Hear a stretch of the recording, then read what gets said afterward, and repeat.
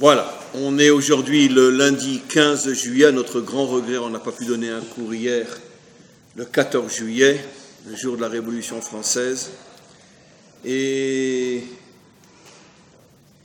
on essaye de continuer nous aussi la Révolution, ici en Israël, nous juifs d'origine française, puisque ça fait bien longtemps que la France n'existe plus, et donc on se demande pourquoi ils font encore le 14 juillet, mais nous, on essaye de continuer la révolution ici en Israël. La révolution sera bien sûr la délivrance finale. On va monter sur toutes les barricades du mensonge et on va amener la délivrance finale. Pourquoi nous? Parce que le prophète Obadiah, vous le savez, a dit que la délivrance viendra de France. Donc, on est aujourd'hui le 15 juillet et on va rentrer dans notre cours, Parshat Pinchas. Il y a tellement de messages que, sincèrement, je ne sais pas par où commencer. Mais on va se jeter dans l'eau et on va commencer par la fin. On a un verset à la fin de notre parasha que j'ai déjà ramené dans différents cours, qui est l'un des versets les plus secrets. D'ailleurs, tous les commentaires disent ce verset-là, il faut le laisser pour ceux qui expliquent la Kabbalah, etc., parce que c'est un verset très mystérieux, qui, la fin de la parasha parle des différentes offrandes qu'on apportait au temple et pendant les fêtes, et aussi pendant Rosh Chodesh, le premier jour du mois.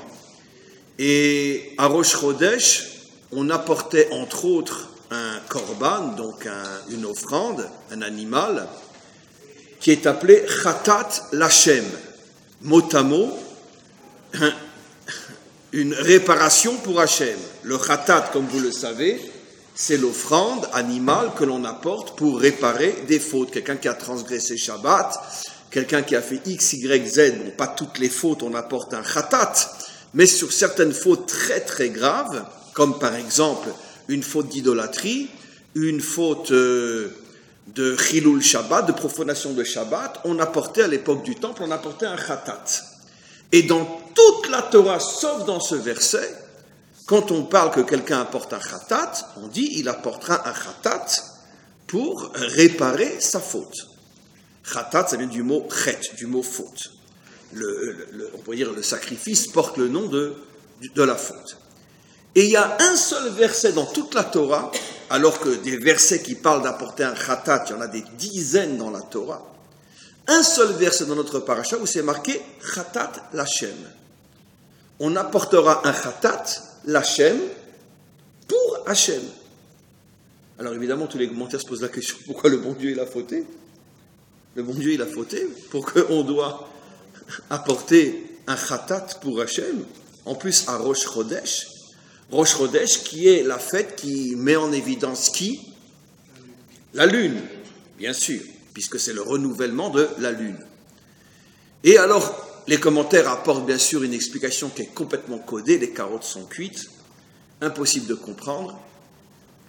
Ils disent, parce qu'effectivement, à Rosh Chodesh, le maître du monde demande qu'on apporte un sacrifice pour lui, pour que lui puisse réparer sa faute. C'est Rashi, vous verrez, c'est pas de moi. Pour que lui puisse réparer sa faute. Donc vous voyez que même le bon Dieu, il faute. C'est extraordinaire. Vous imaginez? Je crois qu'on est les seuls dingues sur Terre qui osons dire que le bon Dieu faute. D'accord? Ça prouve que notre croyance, elle est vraie. Parce qu'on n'a pas honte de dire des choses aussi énormes. Donc le bon Dieu a fauté. Et quelle est sa faute? Eh bien, sa faute, c'est qu'il a diminué la lune par rapport au soleil. Ce fameux midrash que je vais rappeler tout de suite. Il a diminué la lune par rapport au soleil, il l'a fait plus petite. Et ça a amené des catastrophes inimaginables dans toute l'histoire jusqu'à aujourd'hui. Et le bon Dieu se sont responsables de toutes les catastrophes qui sont survenues dans l'histoire. Et tous les Rosh Chodesh, qui est donc le jour qui symbolise le renouveau de la lune, le bon Dieu pleure, il demande pardon pour tout le mal que j'ai fait, pardon. Apportez pour moi un sacrifice, et on lui apporte le Chatat Lashem, pour qu'il puisse avoir un pardon pour la faute incroyable qu'il a fait d'avoir diminué la lune.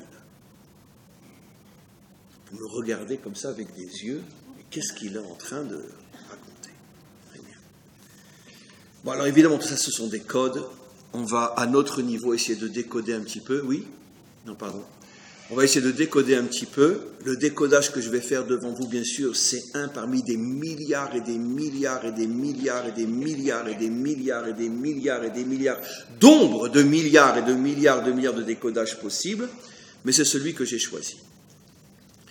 Comme on le sait, le soleil et la lune représentent deux dimensions dans l'humain qui est le soleil? L'homme. Qui est la lune? La femme. Très bien. C'est pour ça que le soleil a rendez-vous avec la lune. Mais la lune n'y est pas. Parce que quand le soleil veut que la lune vienne, eh ben, il va attendre tout seul au café. Et quand il en a marre et qu'il rentre chez lui, la lune arrive, mais elle ne trouve pas le soleil. Donc, on connaît tous la chanson de notre regretté chanteur. Comment il s'appelait? Charles Trenet. Donc, le soleil a rendez-vous avec la lune. Et ça veut dire quoi? Ça veut dire que l'homme a rendez-vous avec sa bien-aimée. Mais ils n'arrivent jamais ensemble. Et dans toute la tradition, pas seulement juive, hein, dans toute la tradition mondiale, le soleil fait toujours référence à la dimension masculine et la lune à la dimension féminine. Et un midrash, qui n'est pas rapporté dans le Rashi de notre paracha, dit qu'au début, et il y a une allusion dans le verset, quand Hachem a créé les luminaires, il est dit « Vayas et shne ameorot akdolim ». Le verset dit clairement, il a créé deux grands astres. Et dans la suite du verset, il est dit qu'il a placé le grand astre pour le jour, le soleil, et le petit astre pour la nuit, la lune. Et les commentaires disent, mais comment dans deux versets qui se suivent, au début tu dis que les deux ont la même grandeur, et après tu dis qu'il y a un grand et un petit. Donc il y a une allusion dans le verset, bien sûr tout est codé, on ne parle pas de science, on ne parle pas ici de comment les astres ont été créés sur le plan scientifique, on ne parle pas de ça, on est dans la Torah, on n'est que dans un livre qui transmet des messages absolument incroyables. Et nos maîtres disent au niveau du code, les carottes sont cuites, qu'effectivement, au départ, le soleil et la lune avaient été créés avec la même grandeur, mais après, Hachem a diminué la lune et a donné la priorité au soleil. Mais seulement, comme on va le voir, ça a amené des catastrophes inimaginables, le fait que la lune soit en dessous du soleil, et c'est pour ça que chaque Rosh Chodesh, Hachem demande pardon et demande qu'on apporte un sacrifice pour lui pardonner d'avoir osé diminuer la lune. Alors, comme on le sait, c'est ce que je venais de dire, au départ, en théorie, il avait été prévu que l'homme et la femme soient au même niveau, que la féminité et la masculinité soient au même niveau, mais les choses ne sont pas restées telles quelles dans l'histoire. Et jusqu'à notre époque, hein, on se la joue, nous, le monde occidental, le féminisme, etc., MLF, etc. Dites-moi, combien de femmes ont été présidentes des États-Unis? Cherchez pas aucune. Aucune. Pourtant, les États-Unis, c'est vraiment un pays très féministe, hein, MLF, hein, etc.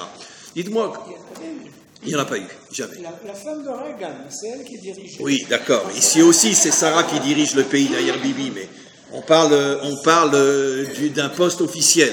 Ah. Très bien. C'est sûr que non, mais ce que vous dites, c'est d'Afka très intéressant, parce que c'est sûr que très souvent, derrière le dirigeant, se cache la femme, et comme ici en Israël, on sait que c'est Sarah qui dirige le pays. Mais peu importe. Quoi qu'il en soit, pourtant le pays le plus libéral du monde n'a jamais eu une seule femme présidente des États-Unis. La pauvre Clinton, elle a essayé, mais elle s'est fait, d'accord, virer. Comment? En Israël, on n'en a eu qu'une, Golda Meir, qu'une. On n'en a eu qu'une, Golda Meir. Et regardez combien il y a de femmes à la Knesset aujourd'hui, elles sont en minorité. Dites-moi, en France, combien de femmes ont été présidentes de la France? Alors pourtant la France, elle a quand même le symbole de la femme au sein nu sur les barricades, la Révolution française, 14 juillet. La femme, c'est le premier pays de la libération. La France est le premier pays de la libération de la femme. Trouvez-moi une femme présidente de la France. Aucune. C'est quand même bizarre, hein, comment les hommes sont hypocrites et comment les femmes se font avoir. La liberté de la femme est mon œil. Non. Dites-moi, combien vous connaissez de milliardaires femmes sur Terre? Je parle d'accord des deux postes de pouvoir. Le pouvoir politique, le pouvoir de l'argent. Allez, citez-moi-en une. En Israël, on en a une. Celle qui dirige la banque Apoalim. Sherison, je ne sais pas comment elle s'appelle. Mais bon, allez, comptez-moi sur les 3 doigts de la main les femmes milliardaires dans le monde.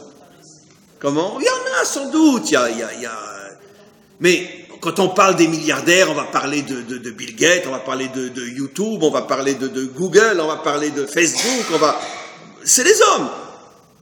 Et les banquiers, c'est les hommes. D'accord? Trouvez-moi une femme qui dirige la banque Rothschild, ou la banque Rockefeller, ou la banque Morgan aux États-Unis. Il n'y a pas. C'est les hommes. Donc finalement, qui a le pouvoir dans ce monde? Les hommes. Jusqu'à aujourd'hui, et malgré toute la blague du féminisme, s'il y en a un qui ose dire que l'homme est supérieur à la femme, et en France, il se fait arrêter tout de suite. Mais dans les faits, la femme, elle a le pouvoir? Rien du tout. Vous savez pourquoi? Parce que qui dirige le monde? Au départ, c'est la Torah. C'est elle qui a tout prévu, c'est le plan. Disent nos maîtres, Istakel Goraïta ou Bara Alma. Le monde est créé sur le principe, sur les normes de la Torah. Et qu'est-ce que dit la Torah tout de suite après la faute, au sujet de la femme et de l'homme? Ve'u Yimshol Bar. Et lui te dominera.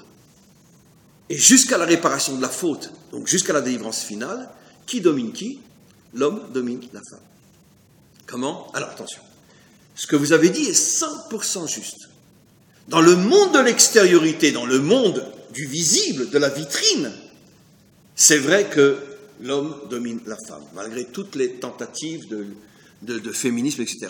Dans le privé, les choses sont beaucoup plus nuancées que ça. Vous connaissez la blague, c'est à l'époque d'Andropov. Andropov, c'était un sacré dirigeant russe. Alors on disait, le monde entier tremble devant Andropov. Andropov, il tremble devant sa femme, et sa femme, elle tremble devant une souris.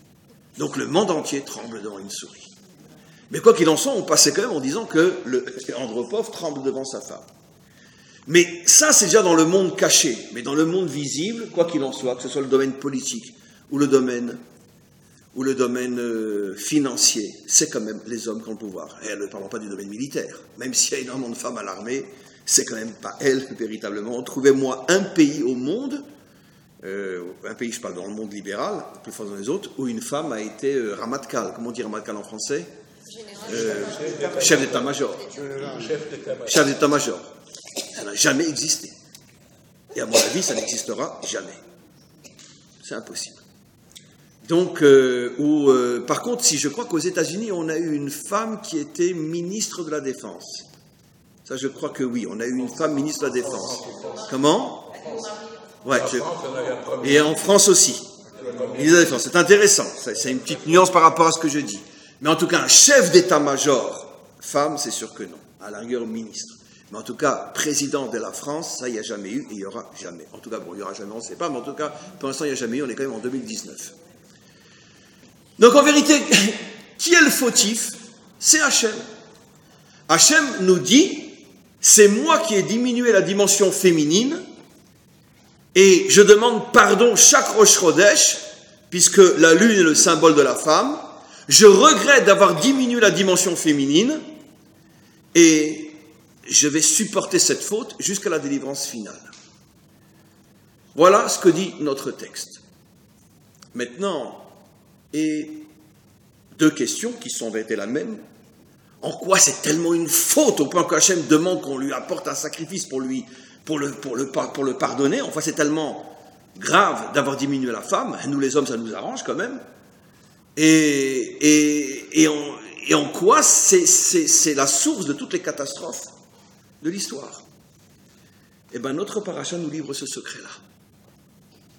Parce que, en ce qui concerne notre peuple, et donc forcément toute l'humanité, parce que tant que nous allons mal, l'humanité entière va mal, et quand nous irons bien, tout le monde ira bien, puisque le salut du monde dépend de la réparation de notre nation, pour qu'elle puisse devenir Or la Goïm, la lumière des nations.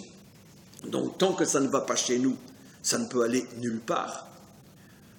Et comme je dis toujours, dans le subconscient le plus mystérieux de l'antisémitisme, en vérité, ils ont raison.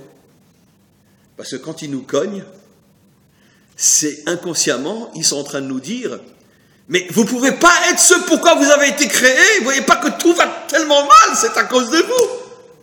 Mais quand un antisémite, il dit « Tout ce qu'il y a de mal dans le monde, c'est à cause des Juifs !» Ça, je ne dois pas l'enregistrer.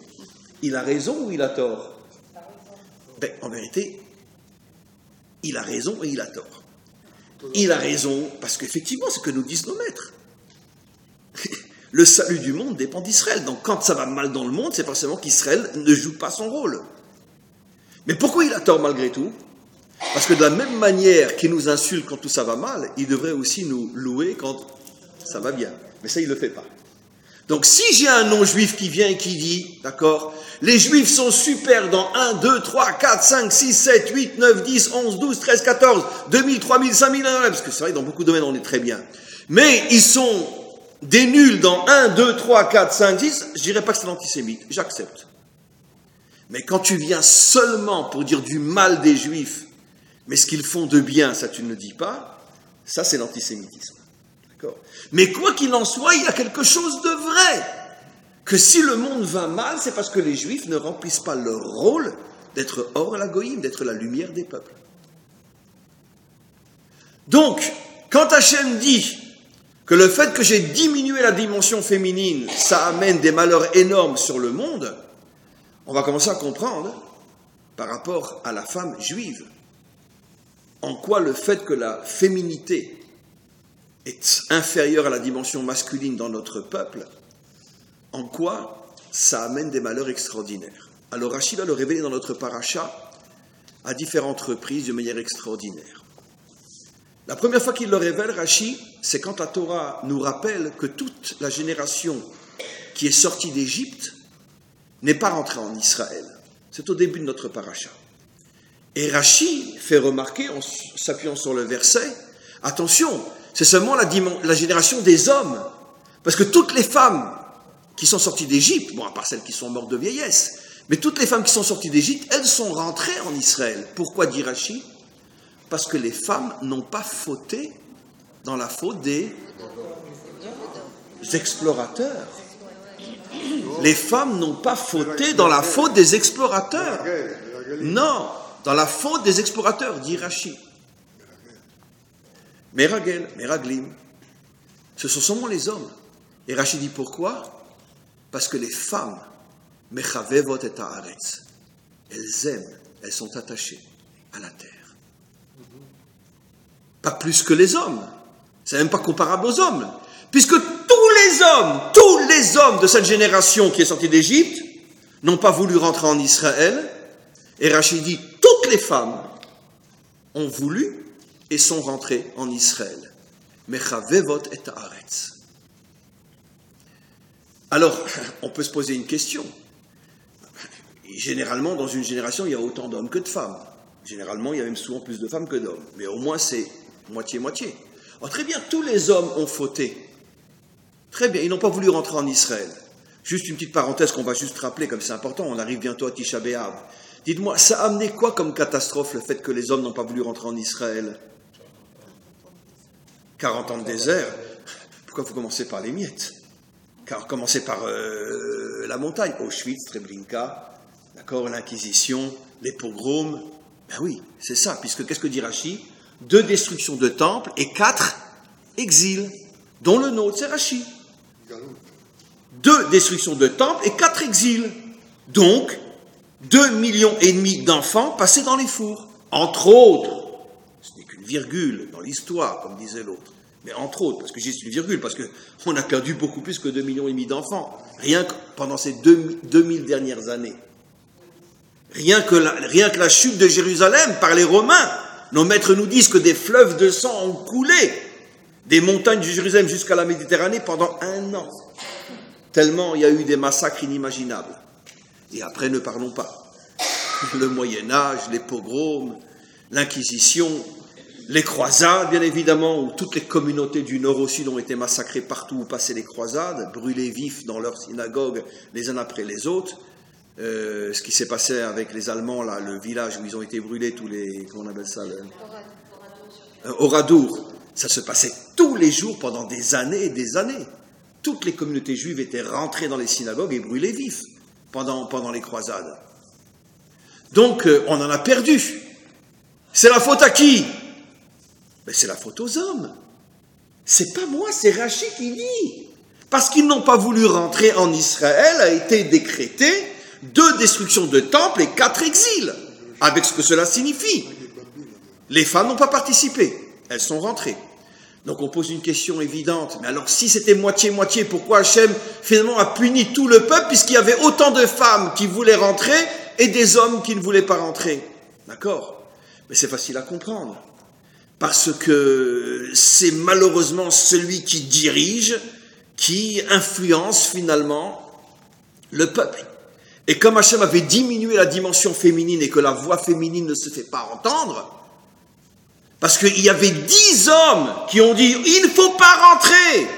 Et il y avait des millions de femmes qui hurlaient et qui disaient « oui, on veut rentrer ».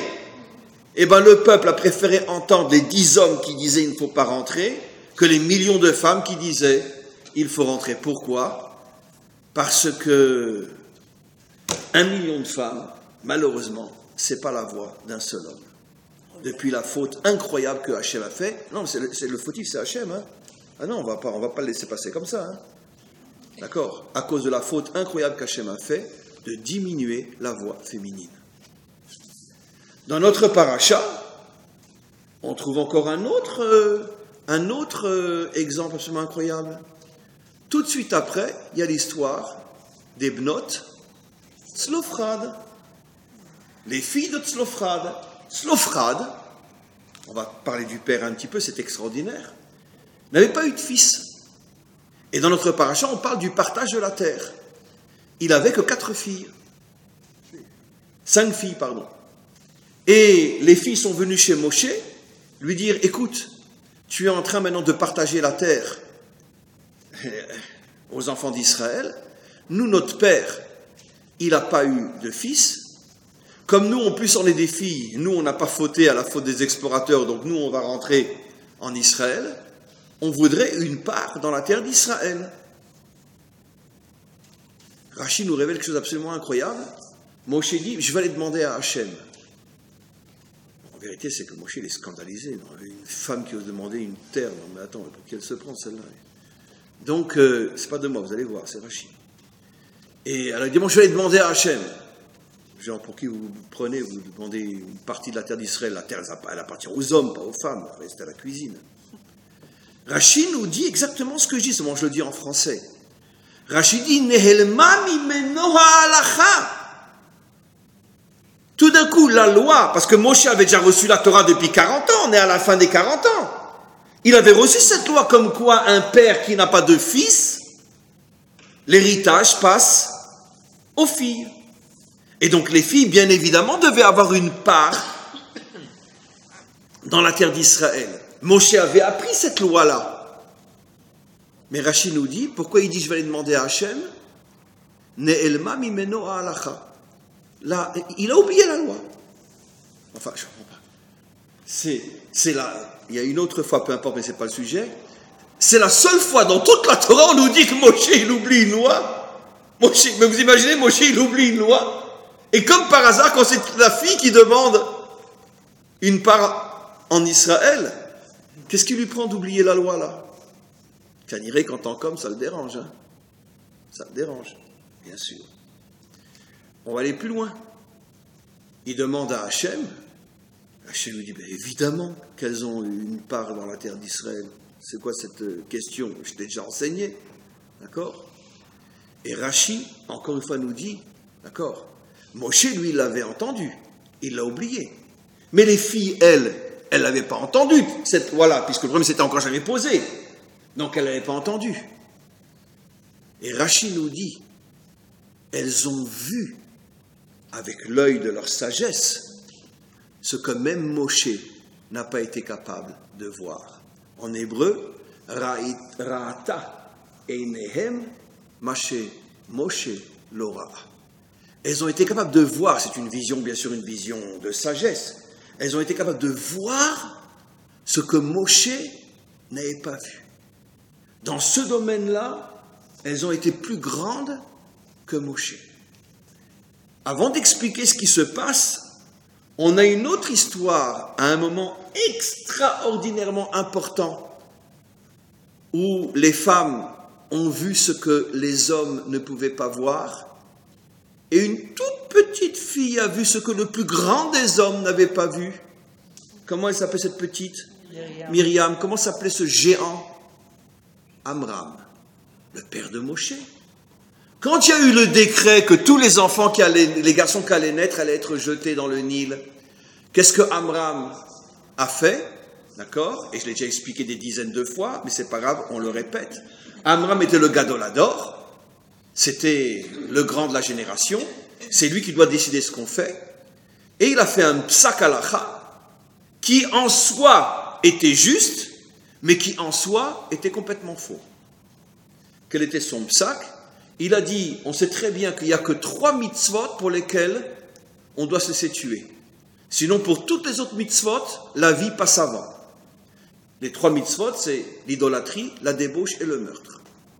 Mais si, par exemple, on doit choisir entre se marier, avoir des enfants et risquer la vie des enfants, ou ne pas se marier pour ne pas mettre en danger la vie des enfants, surtout que, comme j'expliquais des milliers de fois, ce n'était pas seulement la vie des enfants. Vous connaissez une mère tunisienne ou polonaise qui voit qu'on jette son fils dans le Nil et qui ne saute pas pour aller le sauver.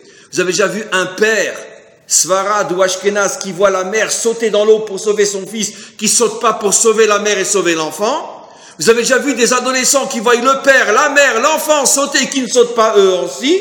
Donc c'était des familles entières qui disparaissaient. Évidemment. Quel est le mari qui va regarder sa femme sauter dans l'eau pour sauver son fils et qui ne va pas sauter dans l'eau lui aussi ? D'ailleurs, il va être le premier à sauter. Donc, des familles entières disparaissaient. Qu'est-ce que Amram a dit ? On a d'un côté la survie de notre peuple, de l'autre côté la mitzvah de se marier et d'avoir des enfants. Il n'y a même pas de comparaison à faire. Quelle est la mitzvah la plus importante ? Eh bien, sauver la vie. Sur le plan de la halakha, on pourrait dire pshat. Il avait 100% raison. Mais vient Myriam et lui dit, papa, ta halakha elle est juste, mais dans un kollel, dans une yeshiva. Mais alors dans l'histoire, elle est complètement fausse. Tu sais pourquoi ? Parce que tu es incapable de voir que ce décret-là, pourquoi tout d'un coup, parents décident de jeter les enfants au Nil ? Pourquoi ? Tout d'un coup comme ça. Parce que eux ont vu ce que tu n'es pas capable de voir et ce que moi aussi je vois. Ta petite fille, qui n'a jamais appris dans une yeshiva, jamais dans un kollel.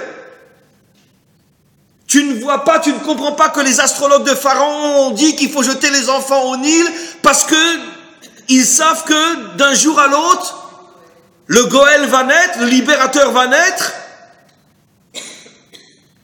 Eux, les non-juifs l'ont vu. Moi, la petite fille, je le vois. Et toi, le grand de la génération, tu es incapable de le voir.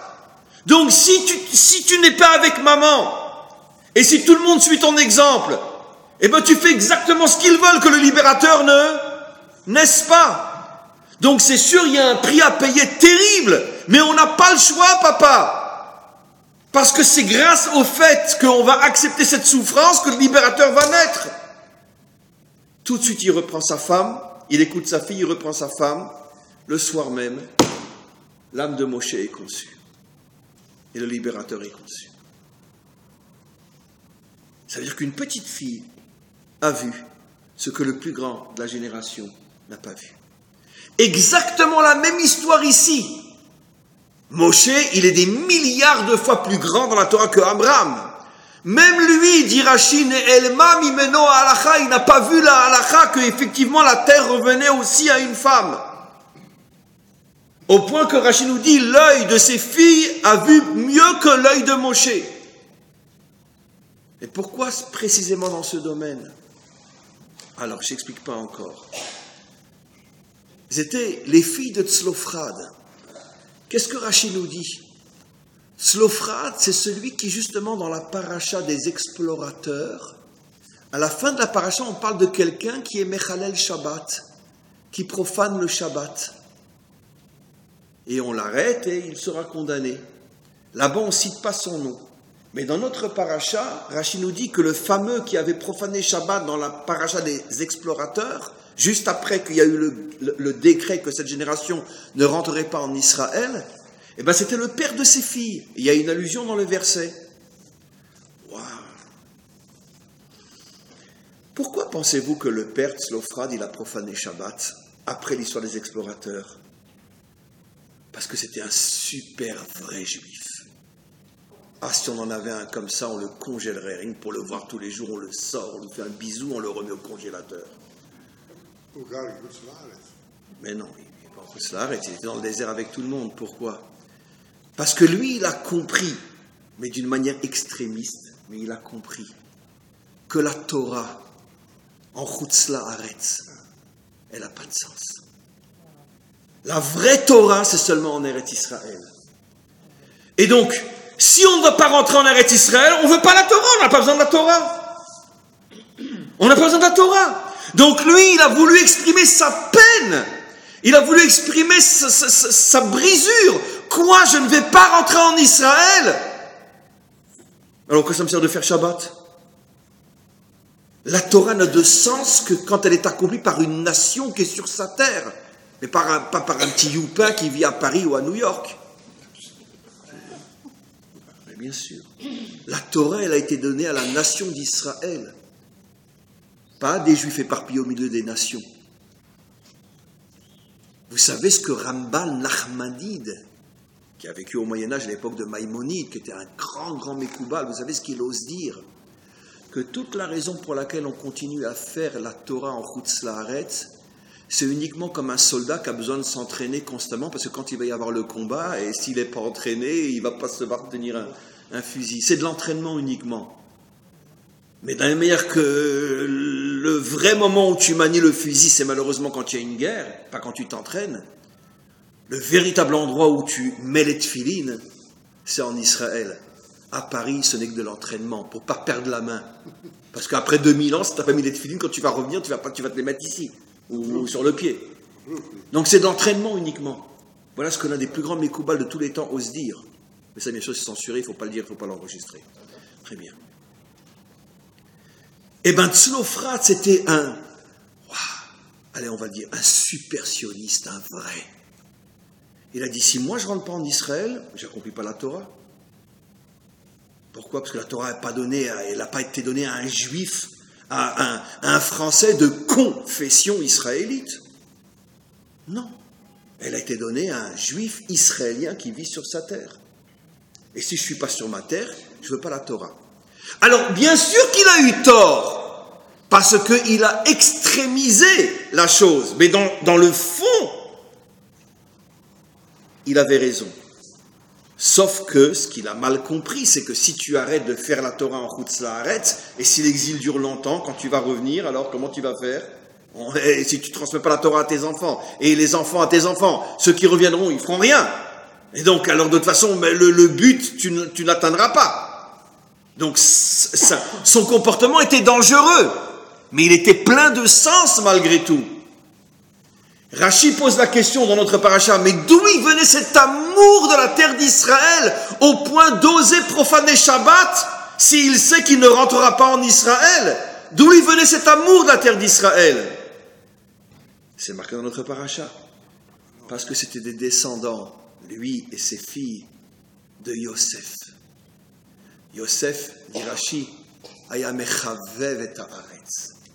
Il représente l'amour de la terre d'Israël. Tiens, d'où on a vu que Yosef représente l'amour de la terre d'Israël. Pourtant, Yosef, à partir de l'âge de 17 ans, il n'est plus jamais revenu sur sa terre.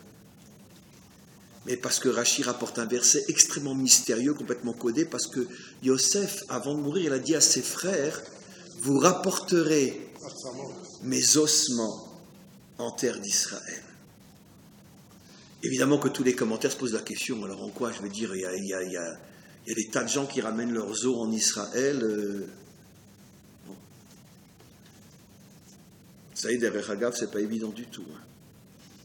Le Zohar dit des choses terribles sur un juif qui a vécu toute sa vie en Chutz Laaretz et qui aurait pu revenir en Israël et qui ne l'a pas fait, et qui demande après d'être enterré en Eretz Israël, le Zohar dit que la terre n'en veut pas, et que c'est une abomination pour la terre d'avoir son... C'est dur, c'est le Zohar, c'est pas le Shulchan Aruch, c'est pas la Halacha, mais le Zohar dit des choses terribles sur le fait d'enterrer un...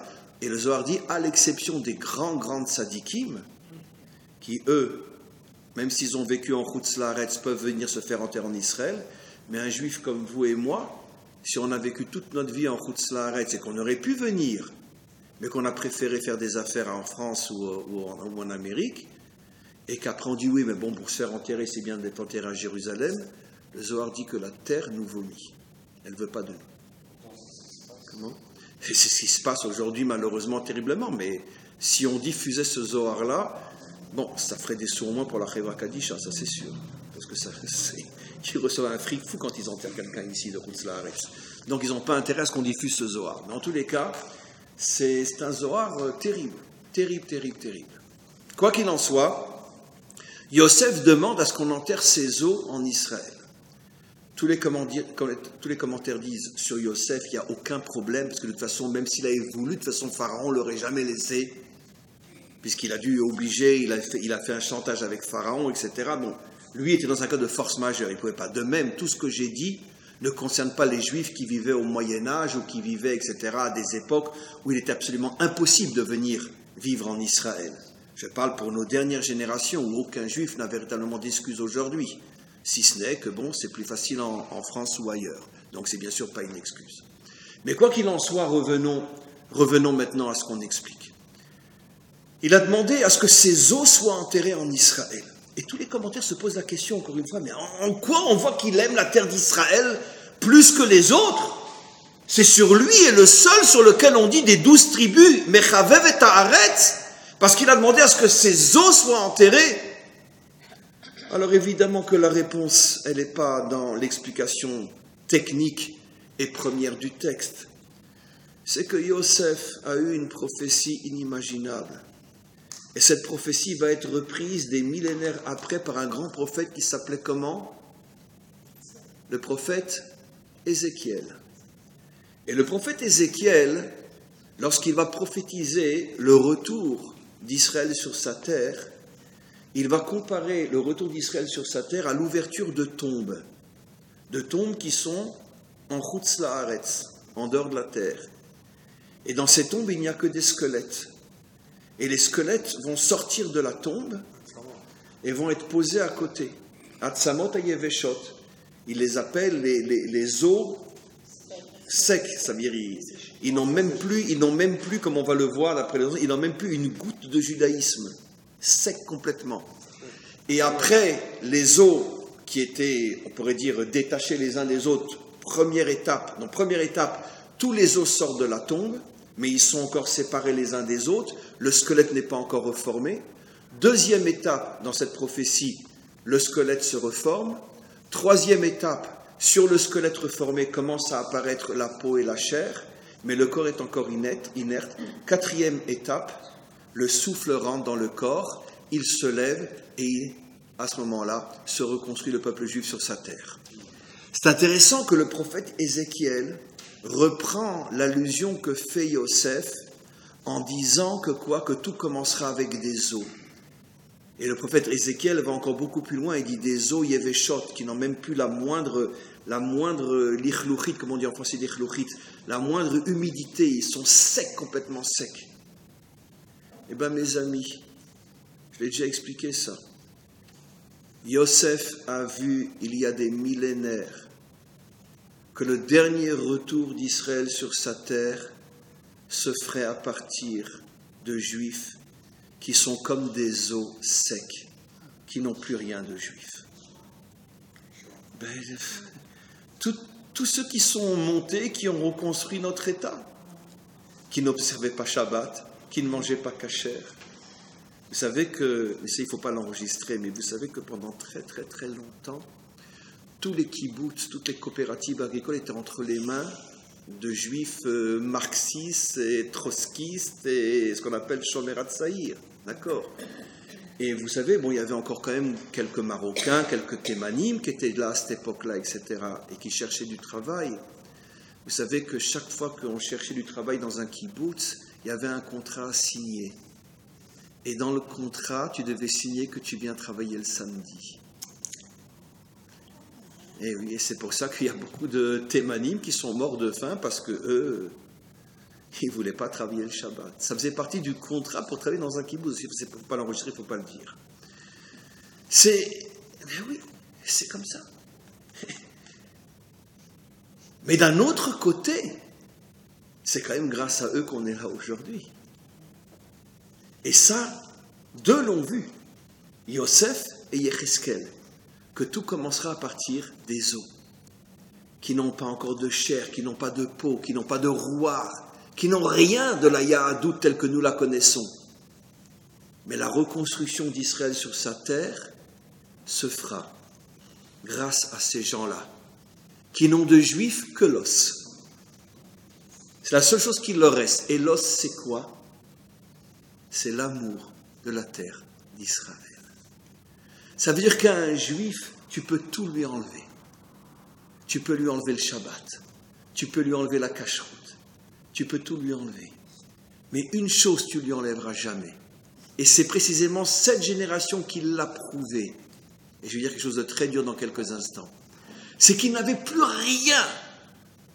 Une seule chose, il leur restait. L'amour de la terre d'Israël. Ils sont revenus ici. Ils ont été décimés, des familles entières par la malaria, par-ci, par-ça, des familles entières qui enterraient 10, 11, 12 enfants. Allez à la ferme d'Oubrovine, à côté de Rosh Pina. Écoutez le film, il est en français, en anglais, en hébreu. Des histoires absolument incroyables. Des gens qui quittaient une situation plus ou moins confortable, mais qui venaient en Israël. Ils ne respectaient pas Shabbat, c'est vrai. Ils ne mangeaient pas kasher pour la plupart, c'est vrai. Ils mangeaient ce qu'il y avait, donc pas grand-chose, peu importe. Mais par contre, ils ont enterré 11 gosses pour que vous et moi, on peut être dans cette synagogue somptueuse au cœur de Jérusalem. Tous ravagés par la malaria. Ils étaient comme des os, secs, sans rien. Mais l'amour de la terre d'Israël brillait chez eux plus que chez les autres qui avaient la peau, qui avaient la terre, qui avaient, tout, etc. Et c'est ce qu'on va expliquer. Ils ont quand même gardé la langue. Comment? Et la langue. Oui, ils se sont mis à parler l'hébreu, etc. Bien sûr. Et c'est précisément des juifs complètement assimilés qui ont qu'on peut dire, renouvelé l'hébreu moderne. Au départ, bien sûr, mais eux ne l'étaient plus. Ben oui, parce qu'il y a eu une époque où tous les juifs étaient pratiquants et religieux. Mais cette génération avait déjà tout lâché. Il y avait eu les pogroms, il y avait eu peu importe, mais ils avaient déjà tout lâché. Oui. Comment? Non, je parle de ceux qui sont venus encore bien avant, fin du 19e siècle, début du 20e siècle. Je parle de ces colonies-là. Ceux qui, finalement, en 48, je veux dire, le plus gros travail avait déjà été fait d'une certaine manière, pendant pratiquement 50, 60 ans auparavant. Les marais défrichés, etc. Le plus gros, dur et pénible travail avait déjà commencé bien, bien avant. Sinon, il n'y aurait pas eu l'indépendance en 48, bien qu'après, il reste encore tout à faire. Mais même ceux de 48 le devaient à ceux de fin du 19 et début du 20e siècle. Et ce que je veux dire par là, c'est que on comprend maintenant quelque chose d'absolument extraordinaire. Que quand Yosef a dit « Vous ramènerez mes os », il a voulu faire comprendre que même un juif qui est à l'état d'ossement, il gardera une chose qui est très importante et que parfois des juifs de Torah n'ont pas, l'amour de la terre d'Israël. La preuve, mes amis, la preuve. La faute des explorateurs. Qui étaient les explorateurs? Des petits mécréants, des petits voyous, les 10 plus grands représentants spirituels du peuple juif. À cette époque, à l'époque de Moshe, quand tu étais un grand sur le plan de Torah, tu étais aussi un leader. Mais c'était des géants de Torah. Ils n'ont pas voulu rentrer en Israël. Et qui sont celles qui ont dit on rentre? Précisément celles qui ne représentent pas vraiment l'étude et la compréhension de la Torah, surtout à cette époque-là. Parce qu'à cette époque-là, et jusqu'il n'y a pas si longtemps que ça, les femmes juives n'étudiaient pas la Torah comme les hommes. Comment se fait-il que les femmes hurlent, on veut rentrer en Israël, et les géants de la Torah disent on ne rentre pas en Israël?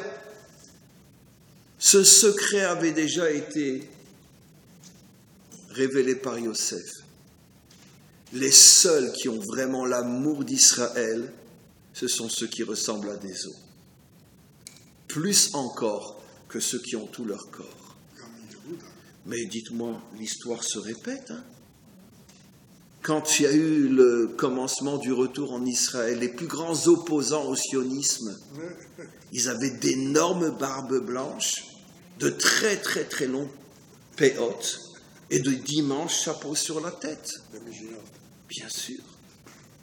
Ça veut dire que, d'une certaine manière, on a toujours vu que le monde de la Torah s'est toujours beaucoup plus opposé que...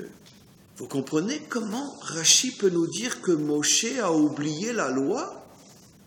Vous comprenez comment Rashi peut oser nous dire que les filles ont vu ce que Moshe ne voyait pas? Effectivement, Herzl a vu ce que tous les gdolim de sa génération n'ont pas vu. Oui, effectivement. Herzl, qui représente la dimension féminine, parce qu'il n'avait de juifs que ses os, effectivement, il a vu ce que tous les grands de sa génération n'ont pas vu. Oui, Ben Gurion, des décennies après, a vu ce que tous les grands de Torah de sa génération, la plupart, n'ont pas vu. Parce que tous s'y opposaient. Et parce que la dimension terre appartient à la dimension féminine. Et la dimension féminine, c'est justement celle qui n'est pas forcément remplie de Torah. C'est pour ça que Moshe n'a pas vu ce que les filles ont vu. Mais il y a toujours dans le peuple juif des grands de Torah qui, eux, incarnent malgré tout en étant des maîtres de Torah, qui incarnent la dimension féminine tout en étant des grands de la Torah. Et comment il s'appelle, nous dit Rashi? Yosef. Yosef, à l'époque où pratiquement tout le monde de la Torah s'opposait au sionisme, il y avait un homme dans la génération qui était lui aussi un géant de la Torah, qui représentait Yosef, le Rav Kook. Mais il était seul contre tous. Oui, Rashi nous dit, il y aura toujours un Yosef parmi les grands de la Torah qui, lui, aimera la terre d'Israël et comprendra que si la terre d'Israël est reconstruite par des os, c'est pas grave. Maintenant, vous comprenez comment se fait-il que tous les frères étaient contre Yosef? Vous comprenez comment se fait-il que tous les grands de la Torah étaient contre le Rav Kook? Une fois de plus, je dirais ce que je dis toujours, maître du monde. L'histoire est encore plus claire qu'un livre de Torah. Cache-toi, tu vas nous enlever notre libre arbitre. Tellement c'est clair. Vous comprenez pourquoi le Rav Kook était seul contre tous? Vous comprenez pourquoi Yosef était seul contre tous? Vous comprenez pourquoi à chaque fois qu'il y a un grand de la Torah, qui est un véritable amoureux de la terre d'Israël, et la plupart du monde de la Torah contre lui? Parce que malheureusement, l'amour de la Torah, de l'amour de la terre a été donné aux femmes. Décodé, ça veut dire, a été donné à la partie de notre peuple qui n'est pas forcément les grands de la Torah. Comme la femme n'est pas le représentant de la Torah, traduit dans un langage plus universel, la dimension féminine, c'est la partie de notre peuple qui ne représente pas forcément les grands de la Torah. C'est précisément elle qui a l'amour de la terre d'Israël. Maintenant, vous comprenez comment Hachem demande pardon pour l'erreur capitale qu'il a faite. Et là, je vais vous l'expliquer d'une manière très simple. Dites-moi, il y a eu 2 énormes fautes que la génération qui est sortie d'Égypte a faites. Quelles sont les 2 énormes fautes? La faute du veau d'or et la faute des explorateurs. Alors attachez vos ceintures. D'accord? Vous ne connaissez pas ce que Rachid dit sur la conséquence de la faute du veau d'or. Sur la faute des explorateurs, pardon. Et moi, maintenant, je vais vous parler de ces deux fautes-là. La faute du veau d'or. Le Erev Rav. Ça veut dire ceux qui, finalement, étaient de faux convertis. Ceux qui ont choisi de se joindre à Israël uniquement parce que ils avaient vu les miracles et tout. Ils se sont dit, allez, c'est notre intérêt de suivre ce peuple. Très bien. Le Erev Rav vient avec Moshe à seulement, d'après leur calcul à eux, qui est faux, mais même d'après leur calcul à eux, Moshe n'a que 6 heures de retard. Ils viennent, ils disent, on va faire un veau d'or, on va danser devant le veau d'or. D'accord? Et Chour, le fils de Myriam, veut s'opposer à ça, ils le prennent et ils l'égorgent. Le fils de Myriam. Ils arrivent à faire le veau, et une grande partie d'Israël les rejoint, et ils dansent devant le veau. C'est une grave faute quand même, hein? Très bien. La faute des explorateurs, 10 grands maîtres d'Israël ont vu qu'il y avait là-bas des géants. Ils ont vu des villes fortifiées jusqu'au ciel. On comprend la métaphore. Ils ont vu une armée d'une puissance inimaginable qui se prépare depuis 400 ans. Parce que depuis 400 ans, les Cananéens savaient que les Juifs reviendraient. Les enfants rentraient dans les colonies de vacances comme à Gaza. Et dès l'âge de 8 ans, on leur apprend à tirer au fusil. C'était des super soldats. Et nous, ça faisait quelques mois qu'on était sortis d'Égypte. On avait été des esclaves. On ne sait même pas tenir un fusil. On ne sait même pas tenir un fusil. Alors 10 grands de la Torah viennent et disent, écoutez, on n'est pas prêt pour rentrer dans ce pays-là, on va se faire déchirer, on rentre pas. Bon, c'est une faute aussi, mais si on pèse les deux fautes, quelle est la plus grande? Ben, c'est sûr que la faute du veau d'or est la plus grande. Eh bien, nos maîtres ne disent pas ça, et vous le savez. La faute du veau d'or n'a pas entraîné 2 destructions de temples et 4 exils, tandis que la faute des explorateurs a entraîné 2 destructions de temples et 4 exils, dont Auschwitz et Treblinka.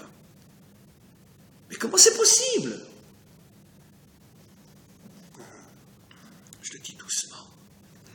Parce que une faute faite par des grands de la Torah, c'est des milliards de fois pire qu'une faute faite par des voyous et des crapules. Parce que des voyous et des crapules, bon, on les met aux toilettes, on tire la chasse et c'est fini. Mais le problème, c'est que quand c'est des grands, tout le monde les suit, tout le monde, c'est des grands. C'est des grands.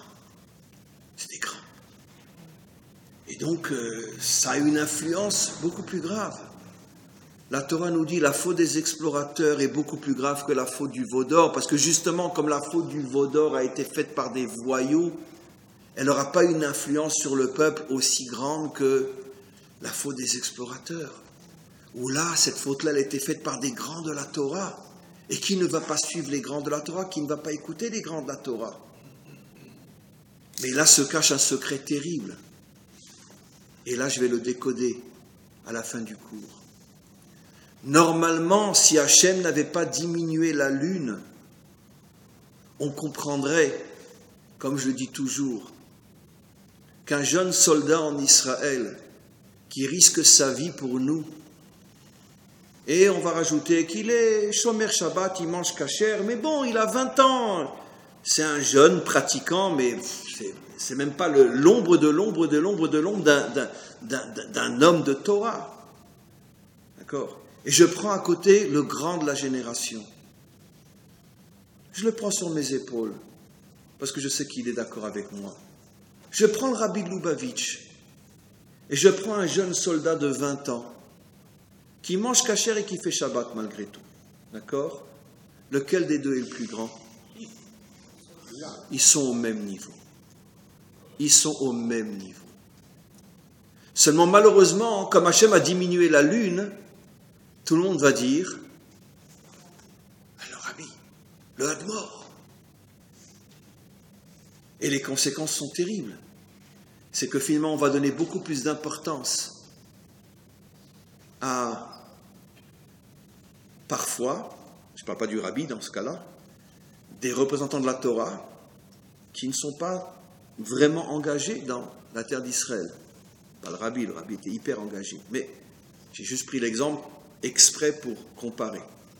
Depuis qu'Hachem a diminué la lune, on a l'impression que seule la dimension Torah est la dimension la plus élevée. Mais dites-moi, quelqu'un qui ouvre une entreprise ici en Israël et qui aide le pays à se développer, donnons un exemple simple. Les grands kablanim en Israël qui construisent des immeubles, etc., et qui permettent au pays de se développer. Rajoutons, il mange kasher, il est shomer Shabbat, un petit juif bien de chez nous, etc. Et je prends le Rav Shar, je prends le Rabbi, je prends, peu importe, Rav Steinman, je prends Rabbi David Abuchatzera, et je prends un kablan pratiquant, mais qui passe sa vie à construire le pays. Lequel des deux est le plus grand ? À part le taré qui est devant vous, qui va oser dire que le kablan est aussi grand que Rabbi David Abuchatzera? Mais bien sûr qu'ils sont aussi grands l'un que l'autre. Malheureusement, depuis que la lune a été diminuée, on considère que les plus grands, c'est les tzadikim, les rabbiim, les admourim, etc. Et on ne comprend pas que quelqu'un qui travaille pour la terre d'Israël, si encore une fois il a au moins la base du judaïsme, il est aussi grand. Parce que pour nous, une femme, c'est moins important qu'un homme, avec des décodages bien évidemment. Et alors, alors très bien, alors le Rabbi de l'Obéich est plus grand qu'un constructeur ici. Et alors? Oui, mais c'est très grave. Parce que la Torah nous dit que la plus grande des fautes, c'est pas l'idolâtrie, c'est pas de profaner Shabbat, c'est pas de ne pas manger kasher. La plus grande des fautes, c'est de ne pas s'installer et de ne pas s'engager sur la terre d'Israël, les explorateurs. Ce qui veut dire que la plus grande des fautes, c'est de considérer que l'idéologie des femmes, c'est pas l'idéologie la plus importante. Et jusqu'à aujourd'hui, notre peuple est victime de ça. Parce que jusqu'à aujourd'hui, vous voyez bien qu'il y a encore tellement de juifs en Chutz La'aretz. Et vous voyez qu'il y a des milliers et des milliers d'hommes de Torah qui sont en Chutz La'aretz. Et vous voyez même en Israël que tellement une grande partie du monde de la Torah n'est pas véritablement sioniste et ne se sert du sionisme que pour ses intérêts personnels, un peu plus d'argent pour ci ou un peu plus d'argent pour ça. Et à cause de ça, on a tous les malheurs que nous traversons jusqu'à aujourd'hui. Quand notre peuple fera teshuva et comprendra que Eshet Chayil Ateret Baala, lorsque la dimension féminine retrouvera sa véritable place, que la femme deviendra la couronne de l'homme, ça veut dire que la femme dira à l'homme, baisse la tête, c'est moi ta couronne. Dans le sens du décodage, et lorsqu'on comprendra que quelqu'un qui a voué sa vie à la défense de notre pays, qui a voué sa vie à la construction de notre pays, maintenant je vais le dire, pas seulement est aussi grand qu'un tzaddik, mais en vérité est beaucoup plus grand que lui. Le jour où on comprendra ça, et que la dimension féminine deviendra la couronne de la dimension masculine, ça veut dire que le monde de la Torah acceptera de comprendre que ceux qui s'engagent dans la construction de notre peuple sur sa terre sont les plus grands de tous. Ce jour-là, ça sera le jour de la délivrance et la faute d'Hachem sera réparée. Entre-temps, en attendant, je comprends pourquoi il pleure. J'aimerais pas être à sa place. Le bon Dieu a fait une sacrée faute, mais s'il est gentil, on lui pardonnera quand même. Amen.